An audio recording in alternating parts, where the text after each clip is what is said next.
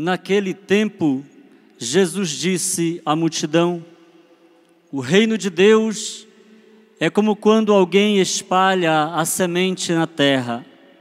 Ele vai dormir e acorda noite e dia, e a semente vai germinando e crescendo, mas ele não sabe como isso acontece. A terra, por si mesma, produz o fruto.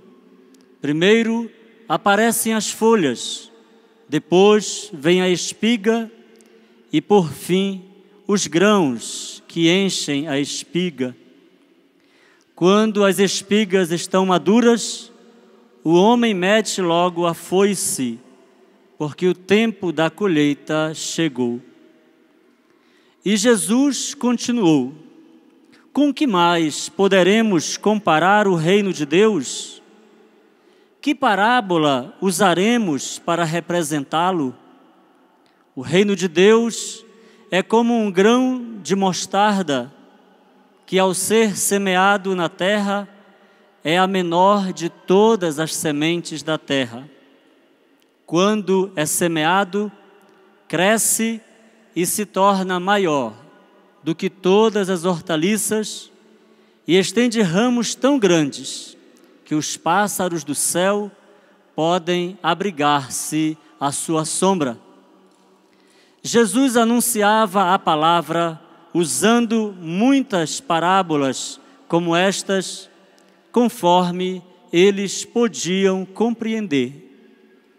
E só lhes falava por meio de parábolas. Mas quando estava sozinho com os discípulos, explicava tudo. Palavra da salvação.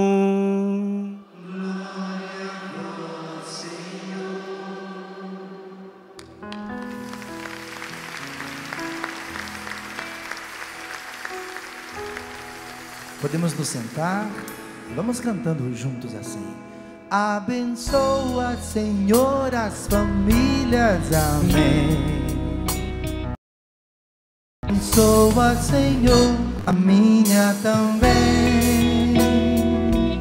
Abençoa, Senhor, as famílias, amém. Abençoa, Senhor, a minha também. Só você, bem forte. Abençoa, Senhor, as famílias. Abençoa, Senhor, a minha também. Abençoa, Senhor, as famílias. Abençoa, Senhor, a minha também.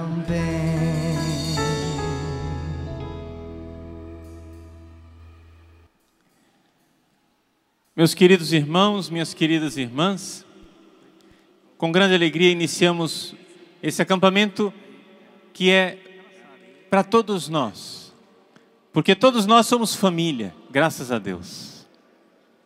Todos nós participamos, em primeiríssimo lugar, dessa grande família de Deus, porque Deus quis que a sua igreja fosse família. Nós temos um só Deus que é Pai, e participamos desta grande família de Deus porque o seu Filho Jesus veio ao mundo, e com o poder do Espírito Santo nós estamos tão unidos a Jesus, que nós somos membros do seu corpo, somos membros do corpo do Filho, somos família de Deus, graças a Deus. Vamos então dedicar esses dias para a reflexão a respeito da família, mas também para a oração pelas nossas famílias. E vamos pedir a Deus, com fé, para que Ele realmente faça isso que nós estávamos cantando há pouco. Abençoe as famílias. Por que isso? Porque a família está sob ataque. A família está sendo atacada. Agora, vejam, se nós vemos todas as forças satânicas, todas as forças de Satanás indo contra a família, se Satanás está investindo tanto esforço, tanto dinheiro, tanto poder, tanta guerra contra a família, se Satanás está tão interessado em destruir a família, é porque a família é muito importante no projeto de Deus, meus irmãos. Vejam, a gente compreende a importância das coisas no projeto de Deus quando a gente olha para o inimigo. Está entendendo? Vejam, nós somos meio limitados espiritualmente. Nós espiritualmente não conseguimos enxergar as coisas como nós deveríamos enxergá-las. A gente às vezes enxerga as coisas só materialmente, enxerga as nossas preocupações do dia a dia. Mas Deus quer que a gente tenha uma visão espiritual da realidade. Deus quer que a gente enxergue o invisível. Deus quer que a gente enxergue o plano dEle, o projeto dEle, aquilo que Deus quer para nós, que Deus preparou para nós. E então, se é assim, se é isso que Deus deseja para cada um de nós, nós precisamos enxergar a família com essa visão espiritual. Mas nós temos essa limitação, a gente não enxerga a família direito. Então o que é que nós podemos fazer? Nós podemos enxergar a família olhando o quanto ela está sendo atacada por Satanás. Porque pensa bem, existe a história da humanidade, é uma luta entre o bem e o mal. No fim dessa luta, Deus vencerá, nós sabemos disso, graças a Deus. Nós sabemos que a vitória é de Deus, mas sabendo que a vitória é de Deus, ainda tem um problema. De que lado que a gente vai estar no fim da história? De que lado você quer estar? Você quer estar do lado do vitorioso, de Deus que triunfa e vence, ou do lado dos derrotados, com Satanás e os seus anjos? De que lado você quer estar? Do lado de Deus, claro. Mas o diabo não quer isso. O diabo, ele é invejoso. Ele é invejoso. Ele vê que Deus nos ama. Ele vê que Deus morreu na cruz para nos levar para o céu. Ele vê que Deus veio ao mundo, se fez homem, morreu na cruz para nos levar para o céu, para que lá no céu a gente pudesse fazer eternamente parte da família de Deus. Esse é o projeto de Deus para nós. O projeto de Deus para nós, no fim das contas, é que lá no céu nós todos vamos ser família de Deus. Esse é o projeto dele. Satanás é invejoso. Ele não quer. Ele não quer que a gente vá para o céu. Ele quer nos tragar. Ele quer nos puxar. Ele quer nos levar consigo para o abismo, para as trevas eternas, para o inferno, para a condenação eterna. Ele quer que a gente, lá no inferno, estejamos com Ele. E lá no inferno, o que é que o diabo quer? Ele quer que a gente seja família? Não. Se tem uma coisa que não existe no inferno, é família. No inferno, é um contra o outro. No inferno, eles estão unidos por uma só coisa: o ódio contra Deus, que é Pai. No inferno é isso. O inferno, um diabo odeia o outro, um demônio odeia o outro. Eles se odeiam mutuamente. Eles não se amam. Não existe amor no inferno. Mas existe uma coisa que faz com que eles estejam unidos. é o ódio contra o Pai. É o ódio contra Deus Pai. E esse ódio contra Deus Pai faz com que eles se unam. Mas é exatamente isso que eles não podem ser lá no inferno, família. Porque só existe família quando existe um pai comum. Está entendendo? Você está entendendo? Só tem família se existe um pai comum. Eu acho interessante isso. Nós vivemos uma época em que todo mundo fala de fraternidade. Não é? Até quem é ateu fala de fraternidade. Nós temos que ser irmãos. Nós temos que ter fraternidade. Temos que ser solidários uns com os outros. Quantas vezes a gente ouve as pessoas falarem de fraternidade, de sermos irmãos. Mas só que acontece o seguinte: nós nunca vamos conseguir ser irmãos direito se nós nos esquecermos do nosso Pai comum. Você está entendendo? Como é que eu vou ser seu irmão se nós não temos o mesmo Pai? Se a gente se esquece de Deus, se a gente se revolta contra Deus, e o mundo no qual nós vivemos é um mundo revoltado contra Deus. Se a gente vive uma revolta contra Deus, como é que nós podemos ser irmãos? Se nós não temos o mesmo Pai, nós não somos família. Então nós podemos resumir a história da humanidade como sendo uma luta de Deus que quer que nós sejamos família com Ele no céu, e uma luta de Satanás que quer que nós sejamos uns contra os outros no inferno. Mas a gente não precisa esperar o inferno para isso começar a acontecer. Já aqui na terra, Satanás faz o possível para nos colocar uns contra os outros. Um revoltado contra o outro, para a gente deixar de ser família. E exatamente aqui, gente, é que a gente vê a importância da família. Exatamente por causa do ataque do inimigo. Você imagina, tem dois exércitos lutando. Você é o general de um exército. Vamos supor, só por 2 minutinhos, vamos fazer um exercício, vamos tentar pensar com a cabeça de Satanás. Não faça isso muitas vezes não, tá? Mas só hoje. Vamos fazer de conta que a gente é capaz de pensar com a cabeça de Satanás.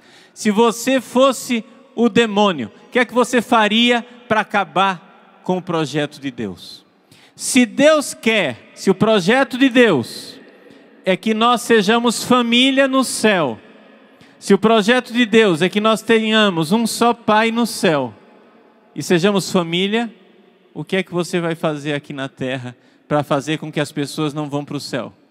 O que é que você vai fazer aqui na terra para desviar as pessoas? Você vai atacar a família. Está entendendo? Você vai fazer exatamente isso. Você vai atacar a família. E é isso que o demônio faz. É isso que Satanás faz. E quando ele não faz pessoalmente, ele manda os secretários dele. Quando o diabo não faz isso pessoalmente, ele manda o secretário fazer. E aí é que a gente vê como a nossa família está sendo atacada. Você veja, por exemplo, as Nações Unidas, a ONU. Quantos e quantos projetos desses homens poderosos, desses homens que pretendem governar a humanidade, quantos e quantos projetos para destruir a família. O último deles agora foi que colocaram na agenda deles que todos os países agora devem reconhecer as uniões livres, como se fosse igual a um casamento, a uma família. As pessoas ajuntadas, não é? Agora, se você se ajunta, se você vai morar junto, se você simplesmente juntou os trapos e foi morar junto, me desculpa falar, feito bicho, né? Feito bicho. Isso daí já é família. Para eles isso daí já é família. Mas qual é a dificuldade? Padre, por que é que o senhor é tão desrespeitoso assim? Pelo amor de Deus, Padre Paulo. Olha, pera lá. Aí o senhor exagerou, Padre Paulo. O senhor exagerou. Dizer que porque uma pessoa não se casa e está morando junto, está vivendo feito bicho, o senhor está faltando com respeito com as pessoas. Mas espera lá, meu irmão. Vamos pensar. Vocês já viram os animais se casarem? Já viu o animal se casar? Alguém já foi aqui convidado para a festa de casamento de um cachorrinho com a cachorrinha? Alguém aqui foi convidado para a festa de casamento do touro com a vaquinha? Alguém foi convidado para a festa de casamento do sabiá com a sabioa? Não tem. Não tem festa de casamento. Por quê? Porque nenhum animal é família. Nenhum animal é família, gente. Animal não tem família, porque animal não tem alma. Família é uma realidade espiritual. Família não se faz, desculpa a palavra baixa, mas é que eu estou falando de animal. Família não se faz cruzando, entendeu? Família não se faz acasalando como os animais fazem. A família não se constrói simplesmente com o ato sexual. Um ato sexual não é capaz de fazer família, porque se fosse assim, os bichos também tinham família. Mas bicho não tem família, porque bicho não tem alma. E por que é que precisa ter alma para ter família? Porque família é uma aliança. Família é um compromisso. Família é um juramento. Família é um laço de amor. Se é família, eu sou família, quando eu amo uma pessoa e eu digo para ela: eu não desisto de você apesar de você. Isso é família. Apesar das suas falhas, apesar da sua miséria, apesar do seu pecado, apesar dos seus defeitos, apesar dos seus vícios, apesar das suas manias, eu amo você e não desisto de você. Família é um juramento de amor, não é um laço de conveniência. Família é um juramento de amor para sempre. Nenhuma mãe desiste dos seus filhos, e é por isso que nós somos família. Agora, a vaca, desculpa falar, mas a vaca cuida do bezerro enquanto ele está na idade de amamentar. Os animais, passou essa fase, desculpa falar, né? Eu vou falar, porque tem que entender o que é um animal. Os animais passou a fase da amamentação. Quando eles já são adultos, eles são capazes de acasalar com a própria mãe. É ou não é verdade? Eles não têm família. Eles não têm família, eles não sabem o que é isso. Eles não sabem o que é família.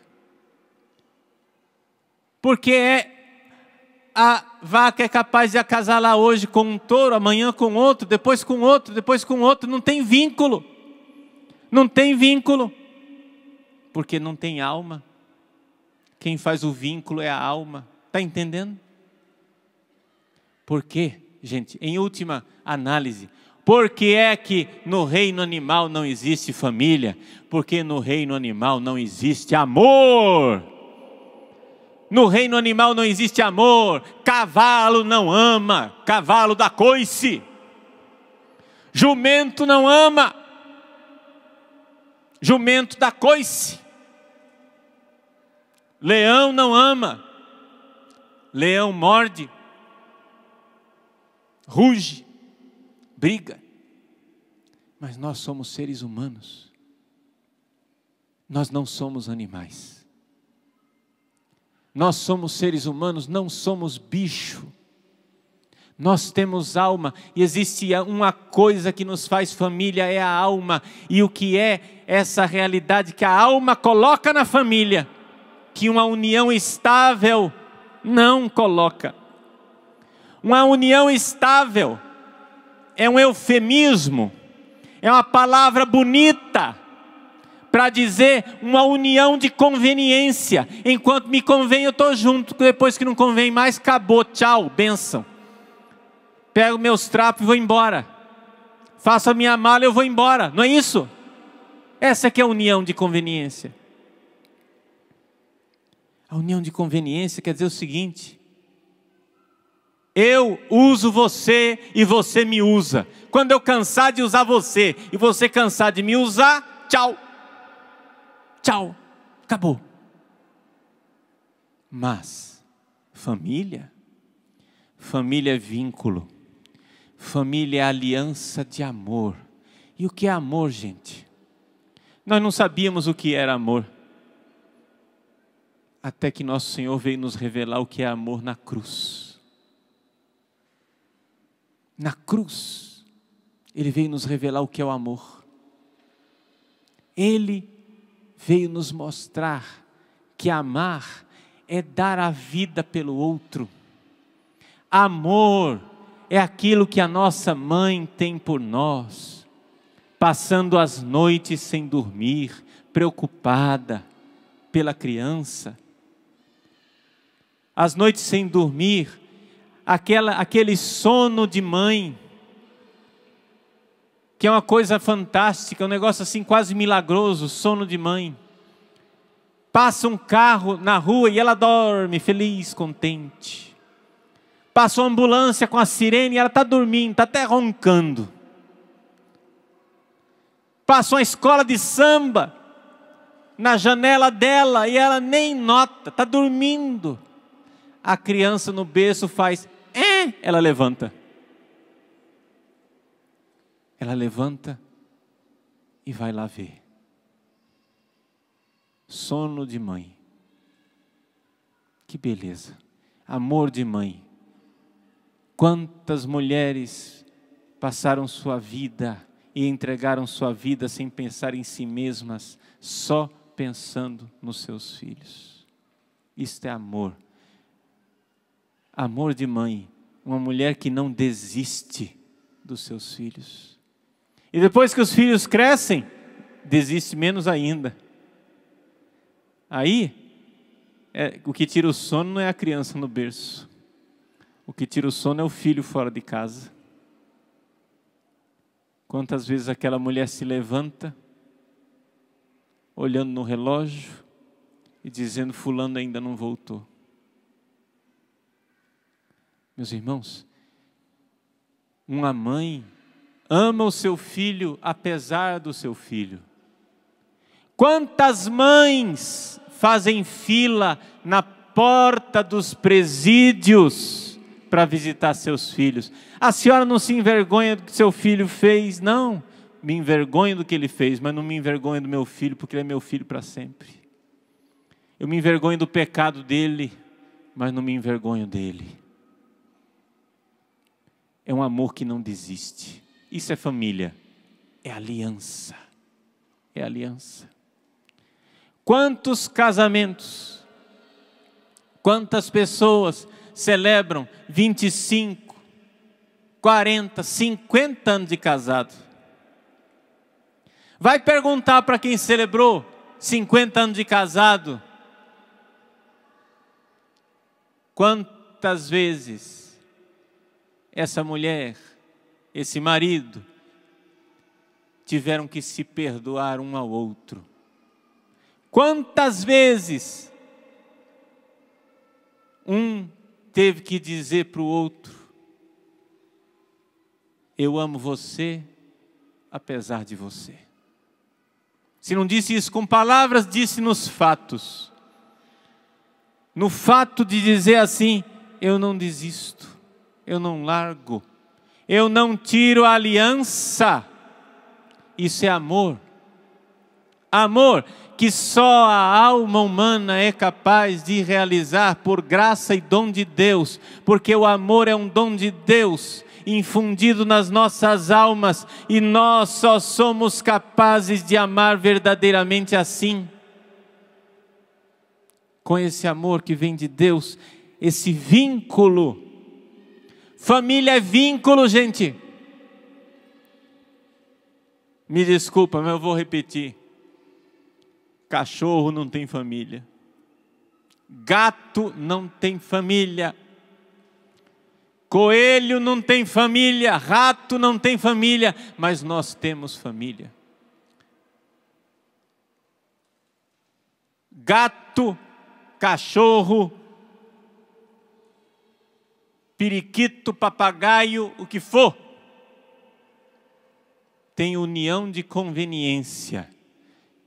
O apelido que deram para a união de conveniência chama-se união estável. É muito pouca união e muito pouca estabilidade. Não, nós não somos bicho. Nós somos chamados por Deus, nós temos a grandeza da nossa alma, e na grandeza da nossa alma nós somos chamados para uma união para sempre. Uma aliança que não acaba. Mas isso só acontece se eu tenho alma. Se eu me rebaixo a um animal, nada disso acontece. E por que é tão importante essa união de amor, essa aliança de amor que é a família? Por que é tão importante que as nossas almas se liguem umas com as outras na família? Porque essa aliança é uma aliança de amor, e no céu o que nós vamos fazer é isso. O céu é uma aliança de amor, uma aliança eterna de amor. No céu nós vamos estar unidos eternamente no amor. No céu nós vamos estar unidos para sempre. No céu nós vamos ter essa união extraordinária com Deus. Amor, no céu, o céu é amor, porque Deus é amor. Deus é vínculo, Deus não desiste de mim. Deus é fiel, Deus me ama apesar de mim. Deus me ama apesar de mim. Ele fez uma aliança de amor, Ele morreu na cruz por mim, Ele se entregou, Ele derramou o seu sangue por mim, Ele não quer me perder de jeito nenhum. Deus não quer me perder. Deus colocou todas as cartas na mesa. Deus arriscou tudo por mim. Deus arriscou tudo. Ele se entregou na cruz. Ele derramou o seu sangue. E derramando o seu sangue na cruz, o que é que Ele estava fazendo? Ele estava fazendo de nós uma família. E para que isso ficasse bem claro, Jesus chamou Maria, Jesus chamou João, para ficasse bem claro que a partir da cruz de Cristo, nós, igreja, éramos uma só família, um só coração, uma só alma. Jesus chamou Maria e chamou João e disse: mulher, eis aí o teu filho. Filho, eis aí a tua mãe. Na cruz, Jesus selou a família que nós somos com Deus. Deus quer que nós sejamos família no céu, e por isso quer que nós sejamos família já aqui na terra. Mas o inimigo quer o quê? O inimigo não quer que nós nos amemos. O inimigo quer que nós nos usemos. Nós temos que nos usar uns aos outros, é isso que ele quer. Usa e joga fora. Faz como uma laranja. Chupa, tira o suco e joga o bagaço fora no lixo. É isso.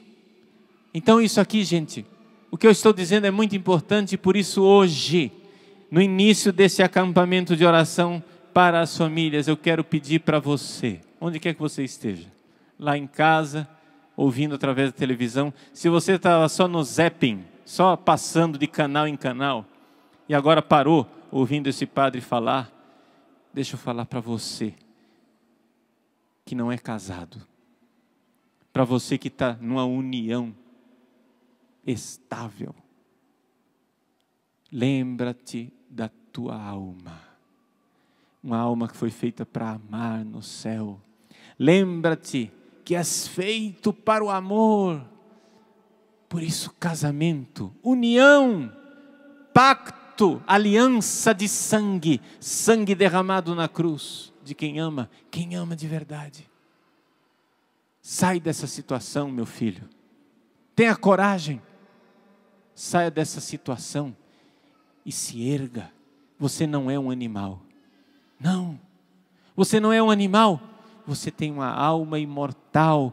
Você tem uma alma capaz de amar como nenhum animal é capaz de amar. Você tem uma alma que é capaz de derramar o seu sangue pelo outro, pela outra pessoa. Você é capaz de entrar nesta aliança de amor, já aqui na terra, para poder gozar esta felicidade no céu eternamente, uma aliança eterna de amor no céu. Case-se, saia desta bobagem de experimentar as pessoas. Ah não, padre, nós vamos ficar um tempinho junto, nós vamos ver se dá certo, nós vamos juntar os trapos, nós vamos viver um tempinho junto, vamos ver se vai dar certo.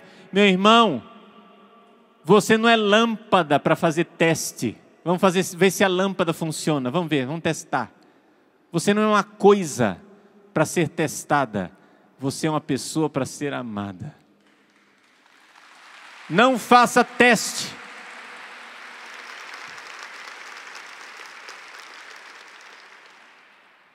Nosso Senhor Jesus Cristo quer que nós sejamos família. Ele derramou o seu sangue para isso, para que nós fôssemos família. Ele derramou o seu sangue e selou a nossa família no Calvário, quando nos deu a sua mãe Maria. Porque também no Calvário Jesus nos deu a Deus como Pai. Deus não era nosso Pai antes, não. Deus era nosso Criador. Foi a partir da morte de Jesus no Calvário, da sua vitória, que Deus se tornou nosso Pai. Ele antes era só nosso Criador. Do jeito que um sapateiro faz um sapato, mas o sapato não é filho do sapateiro. Do jeito que o relojoeiro faz um relógio, mas o relógio não é filho do relojoeiro. Por quê? Porque para você ser filho de Deus, você precisa ser Deus. Filho de peixe, peixinho, é. Filho de Deus tem que ser Deus. Você é Deus? Não é. Se você não é Deus, você não é filho de Deus. Então quem é o filho de Deus? O filho de Deus é Jesus, porque Ele é o próprio Deus, Filho, que se fez homem. E a partir da sua morte na cruz, nós ficamos unidos a Jesus. Pelo poder do Espírito Santo, nós ficamos tão unidos a Jesus, que agora somos membros do corpo de Cristo. Por isso somos membros do corpo do Filho. Quem é membro do corpo do Filho é filho. Está entendendo? É a partir da morte de Jesus na cruz que nós nos tornamos família de Deus. Esse é o projeto de Deus. Mas Satanás tem raiva dessa família. Satanás tem raiva da família de Deus. Satanás tem raiva da Santíssima Trindade, que é família, para nós. Tem raiva da grande família de Deus nesse mundo, que é a igreja. E tem raiva da pequena família de Deus, que é a sua família. Está entendendo? Por isso, já que Satanás não consegue atingir a Santíssima Trindade lá no céu, é família, mas ele não consegue atingir. Então ele tenta atingir quem está aqui na terra. Satanás não consegue atingir a família de Deus, que é a igreja, que já está triunfante no céu, os santos, os anjos de Deus que já estão na glória celeste, e nenhum deles vai ser atingido por Satanás. Então Satanás tenta atingir a parte dessa família que ainda está aqui na terra, a igreja. Vocês já viram uma realidade mais odiada do que a igreja católica? É um negócio impressionante. É uma coisa impressionante o ódio que as pessoas têm contra a igreja católica. E eles odeiam a família de Deus aqui na terra, a igreja católica, apostólica, romana, unida ao nosso Pai comum, que é o Papa Bento XVI. Eles odeiam a família de Deus aqui na terra e odeiam de um jeito hipócrita. Sabe como é que eles fazem? Eles fazem assim: a igreja é ditadora. A igreja, ela é ditadora. Aí depois o que eles fazem? Quando a igreja começa a falar, eles calam a boca da igreja, mostrando que os ditadores são eles. A igreja é violenta. Quando a igreja começa a falar, eles começam a xingar a igreja violentamente, mostrando que os violentos são eles. A igreja quer que todo mundo pense igual. Aí quando a igreja discorda deles, eles fazem todo possível para a igreja pensar igual a eles, mostrando que quem quer que todo mundo pense igual são eles. É interessante a forma que a igreja é atacada. Os inimigos da igreja acusam a igreja daquilo que eles são. Por exemplo, vocês conhecem alguma realidade aqui nessa terra que fala mais de família, que defende mais a família do que a igreja católica? Vocês já ouviram alguém fazer pregação a respeito da família, da castidade, do sexo responsável, a não ser a igreja? É só a igreja católica que fala disso. Mas do que é que eles nos acusam? Eles nos acusam de nós sermos devassos. Esses padres são todos pedófilos. Essa igreja católica, ela só vive fazendo pecados sexuais. Agora, meu filho, você que está acusando a igreja de pecados sexuais e de pedofilia, não era você que estava há pouco tempo defendendo o sexo livre? Não é você que está ensinando os nossos adolescentes a fazer sexo na escola, distribuindo camisinha? Você que está acusando a igreja de imoralidade, não é você que fica agora promovendo o homossexualismo como se fosse a coisa mais natural do mundo? Você que fica acusando a igreja de imoralidade, não é você que é a favor não somente do divórcio, mas do sexo livre, das orgias, da pornografia? A igreja é sempre assim. Se você vir uma pessoa acusando a igreja, pode saber, aquilo lá é uma autobiografia, ele está falando é dele. Quando você vir uma pessoa acusando a igreja católica, vire a mesa e pergunte: quem é você para estar falando da igreja. Olhe para os seus pés de barro. Olhe para a sua ficha suja. Porque é verdade, a igreja teve e tem traidores dentro dela, mas são traidores. A igreja de verdade não professa, não propaga e não defende nenhuma safadeza. Exatamente o contrário. Se tem uma coisa contra a qual a igreja prega, é exatamente isso. E se algum mau padre desobedeceu à igreja, e se algum Judas traiu Jesus, isso daí não é igreja verdadeira. Vocês sabem que durante 15 anos eu fui reitor do seminário. Agora, graças a Deus, terminou o meu tempo. Digo graças a Deus não porque eu não gostasse do seminário, porque eu gostava, mas graças a Deus porque eu sou também filho da obediência e a gente vai onde o nosso bispo manda. Então, graças a Deus, eu vou e estou feliz onde eu estou, na paróquia. Mas durante esses 15 anos, várias vezes eu tive que ensinar história da igreja para os seminaristas. E quando a gente fala de história da igreja, o que é que o pessoal lembra? Dos grandes pecados, né? Seminaristas estão aqui. Então, o que é que vocês estudam na história da igreja? Estudam na história da igreja que a igreja, a gente estuda as heresias, as grandes traições, os pecados dos papas, as misérias dos padres, todo um bando de coisa feia. Eu sempre digo para os seminaristas, meus filhos, põe uma coisa na sua cabeça. Se você vai estudar engenharia, o que é que você estuda? Você estuda os grandes arquitetos. Você estuda Michelangelo. Você vai estudar arquitetura. Você estuda Michelangelo, Bramante, Maderno, Bernini, os grandes arquitetos. Se você vai estudar arquitetura, você não vai aprender a história dos edifícios que caíram.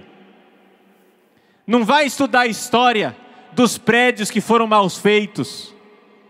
Não vai estudar a história de prédios desproporcionais e horrorosos. O que você vai estudar é principalmente os prédios que foram bem construídos.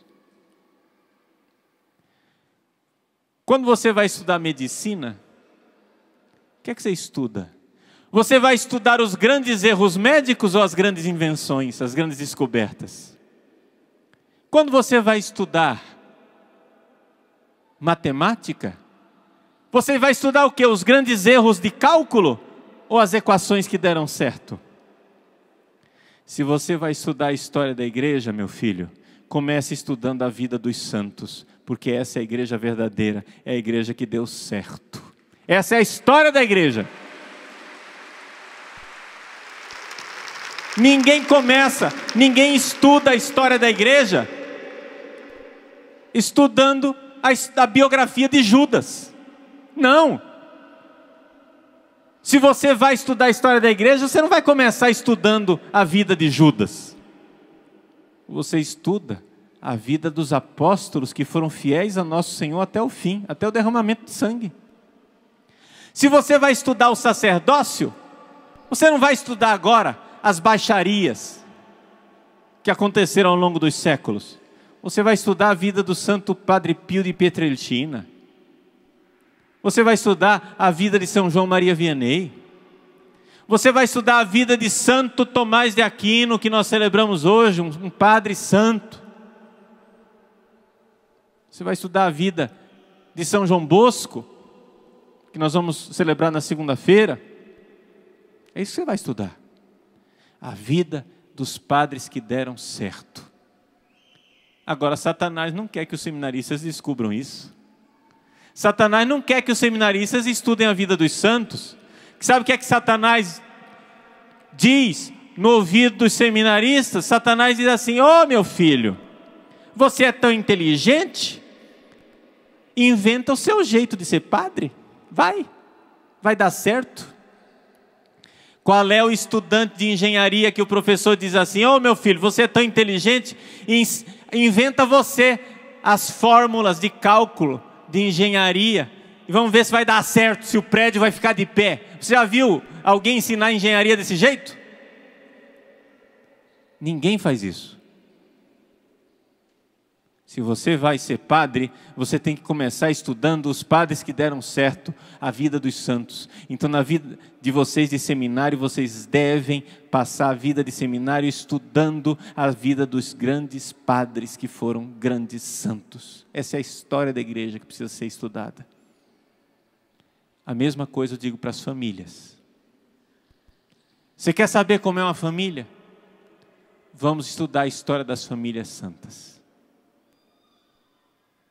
Você não pode ficar agora estudando a história das famílias que naufragaram. E Deus me livre, infelizmente, ultimamente são tantas, né? Você tem que estudar a história dos santos. Você quer estudar a história da família como Deus quer? Vai e estuda a vida dos pais de Santa Teresinha, do Menino Jesus. O casal, 2 santos que foram beatificados, pai e mãe, casal de esposos que deu certo. Quer estudar a família que dá certo? Vai estudar a vida de Santa Rita, que foi fiel ao marido dela, que soube amar o marido dela apesar do marido dela, e que foi fiel aos filhos apesar dos filhos. Quer estudar uma família santa? Veja o exemplo de Santa Mônica, que converteu Santo Agostinho, que conseguiu o batismo do marido dela na hora da morte, conseguiu o batismo do neto Adeodato, antes dele morrer, conseguiu a conversão do filho aos 32 anos de idade, e depois disse: agora eu estou satisfeito, eu posso ir para o céu, e morreu logo em seguida. Essa é a história dos santos que são família verdadeira. Isso é começar a família aqui na terra, essa perseverança, essa certeza de Deus, de que nós somos feitos para ser família. Então, meus filhos, nós que somos igreja, nós somos a família de Deus aqui na terra. Vamos amar essa nossa família e estudar bem a história da nossa família, estudando a vida dos santos. Vamos amar essa nossa família, sabendo que já tem tanta gente da nossa família no céu intercedendo por nós. Nós não estamos sozinhos nessa luta. Nós não estamos aqui largados nesse mundo. Deus não disse assim: te vira, nego. Não. Nós temos agora conosco a intercessão de todos os santos que são parte da nossa família, que nós podemos e devemos ter intimidade com eles. Nós temos agora a proteção dos nossos santos anjos da guarda. A sua família tem os anjos da guarda para cuidar dela. Confie. Você que é mãe, que seu filho sai de casa, confie seu filho para o anjo da guarda. Entregue. Confie. Nós temos, sobretudo, a proteção imensa da Virgem Maria. Satanás e ela têm uma inimizade terrível. Deus disse assim: porém inimizade entre ti e a mulher, entre a tua descendência e a sua descendência. Vamos traduzir isso para o português que a gente entende? Porém inimizade entre ti e a mulher, entre a tua família e a família dela. Os seguidores de Satanás, que não chegam a ser família, mas são descendências, porque foram abortados, e os familiares de Maria, a descendência dela. Existe uma inimizade, mas ela nos protege, ela nos cobre com seu manto de amor.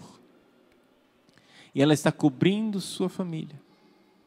E nós temos, sobretudo, meus queridos, a graça de nosso Senhor Jesus Cristo. Quando você achar que Deus não se importa com o que está acontecendo com a sua família, olhe para o crucifixo. Olhe para o crucificado. Quando você achar que Deus não se importa com você e com o que você está sofrendo, olhe para o crucificado. Olhe para nosso Senhor Jesus Cristo na cruz. Olhe para aquelas chagas e diga: foi pela minha família que Ele sofreu isso. Foi para salvar a minha família que Ele sofreu isso tudo. Meus irmãos, nós estamos e viveremos até o último dia uma grande batalha. Essa batalha de Deus, essa batalha para salvar a nossa família.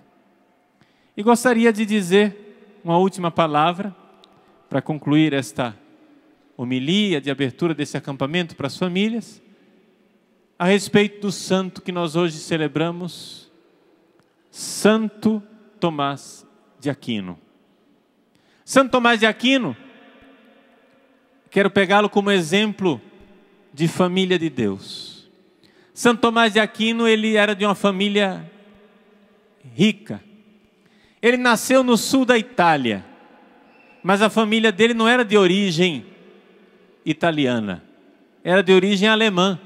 Eles tinham parentesco lá com o imperador do Sacro Império Romano Germânico, lá no norte. Por isso que Santo Tomás era uma geladeira, o homem, era grande, era um armário. O homem era imenso. As imagens que a gente tem dele é sempre ele assim meio gordinho, mas não é que ele era gordo, é que o cara era um armário, porque era um alemãozão grandão. E ele, dessa família alemã, ele era de família nobre. Os familiares deles tinham um castelo em Roca Seca, onde ele nasceu, perto da cidade de Aquino, por isso ele chama-se Santo Tomás de Aquino, a família de Aquino. Pois bem, eles tinham muito dinheiro e queriam a carreira de sucesso para o seu filho. Uma das coisas, o filho queria ser padre. Aí disse: muito bem, então você vai ser padre. Mas você vai ser padre do jeito que a gente quiser. É o seguinte, tinha um mosteiro famoso, o mosteiro de Monte Cassino, ali perto de onde eles moravam. E esse mosteiro, o abade desse mosteiro, o chefe de lá do mosteiro, ele tinha muito poder. Porque era ainda a Idade Média, vocês sabem que os mosteiros, né, os abades eram senhores feudais. Então eles queriam a carreira para o filho dele. Você vai lá entrar, nós vamos colocar você no mosteiro de Monte Cassino, você vai fazer carreira, vai chegar a ser abade, porque você é nobre, e então você vai ser importante. Santo Tomás de Aquino não quis saber dessa história. Quando ele foi estudar teologia em Nápoles, ele conheceu os dominicanos, que eram a ordem de mendicantes, ou seja, gente pobre, não tinha poder nenhum, uma ordem religiosa que estava começando, não tinha prestígio, era um pessoal que vivia por aí pregando, né? Eram como os franciscanos, que eram da mesma época, uma ordem que não tinha nenhum prestígio. Santo Tomás sentiu a vocação, sentiu que Deus estava chamando ele para ser pobre. Deus estava chamando ele para estudar a palavra de Deus, como os dominicanos faziam, pregar a palavra de Deus contra as heresias, como os dominicanos faziam, e essa era a missão dele. Ele queria fazer o bem da igreja, ele não queria fazer carreira. Ele desprezou a carreira. Ele disse: não, eu não vou ser padre para ter título. Porque depois, quando eu chegar no céu, ninguém vai perguntar pelos meus títulos. Vão perguntar se eu fiz a vontade de Deus. E assim, ele foi ser padre dominicano, desprezou os títulos e entregou a vida dele inteira para estudar a doutrina da igreja, estudar a teologia, estudar as coisas de Deus e pregar contra os hereges. A vida inteira dele inteira foi isso. A vida inteira dele ele foi odiado, foi perseguido. Por quê? Porque ele amava a igreja e ele queria livrar a igreja dos hereges. Ele podia ter tido uma vida tranquila lá como abade, senhor feudal, respeitado, coberto de joias, com uma cruz peitoral, com um anel de poder, com um báculo, mitra, importante. Não, ele escolheu ser um padre mendicante, um pobre miserável, que só fazia uma coisa: estudar a palavra de Deus e pregar contra as heresias. Essa foi a vida de Tomás de Aquino. Mas, para fazer isso, ele precisava enfrentar a família dele. Porque a família não queria. A família queria que ele fosse importante. A família queria que ele fizesse carreira. O que é que a família fez? Foram lá e raptaram o Tomás. Pegaram Tomás de Aquino, raptaram e trancafiaram ele no castelo. E depois disseram: ele quer ser padre, né? Vamos ver esse jeito dele de ser padre. Trancaram ele dentro de uma sala, colocaram uma prostituta para ir lá seduzi-lo. Porque aí, se ele tivesse relações sexuais com ela, não ia mais poder ser aceito pelos dominicanos, que eram muito rigorosos. E assim estava resolvido o problema. Imagine só, essa é a família do santo, família de Santo Tomás de Aquino. Colocou lá uma menina para seduzir o pobre Tomás. O que é que ele fez? Não teve dúvida. Procurou uma porta, estava trancada. Procurou outra porta, estava trancada também. Ele não tinha com que se defender e a menina vinha em cima dele. Ele não tinha com que se defender e a menina vinha em cima dele. Ele foi na lareira, pegou um tição de brasa, um tição de fogo, e começou a atacar a mulher. E ela começou a gritar: socorro, abre a porta, pelo amor de Deus, abre a porta, pelo amor de Deus. Abriu a porta, ela saiu correndo. Tomás de Aquino pegou o tição de brasa, fez uma cruz na parede, com aquele carvão, se ajoelhou e chorou, rezando, agradecendo a Deus que tinha dado a ele força para vencer aquela tentação. Esse é o homem que nós celebramos hoje. Um homem que soube que antes dele ser família nobre aqui na terra, ele tinha uma família muito mais nobre no céu. E que ele tinha que seguir o Pai do céu antes de seguir o Pai da terra. Que ele tinha que obedecer ao Pai do céu antes de obedecer ao Pai da terra. Você também tem família. Convém antes obedecer a Deus do que aos homens. Se nós queremos que as nossas famílias sejam resplendor da glória de Deus, que as nossas famílias sejam verdadeiramente união de amor entre nós, se nós queremos que as nossas famílias sejam um verdadeiro amor, nós precisamos colocar Deus como Pai principal de nossas famílias. Essa é a lição que Tomás de Aquino quer nos dar no dia de hoje. É a lição que está na carta aos Efésios, onde São Paulo nos diz: dobra o joelho diante de Deus Pai, do qual provém toda a família. Do qual provém toda a família.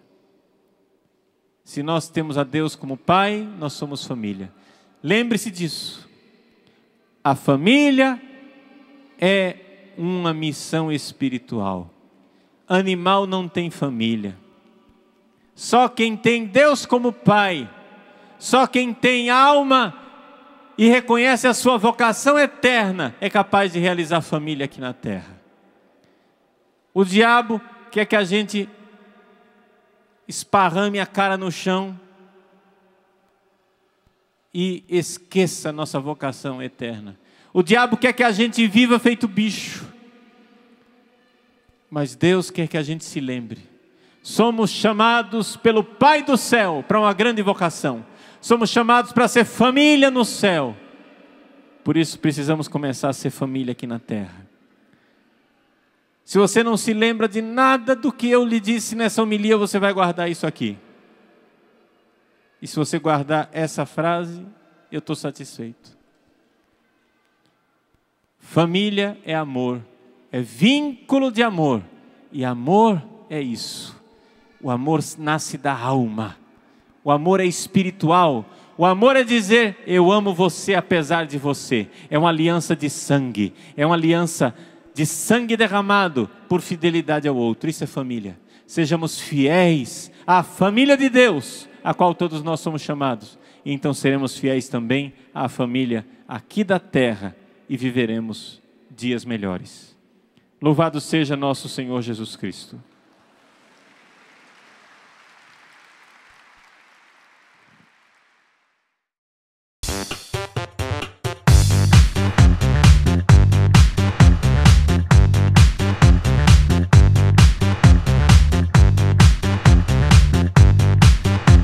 CançãoNovaPlay.com. Assine já!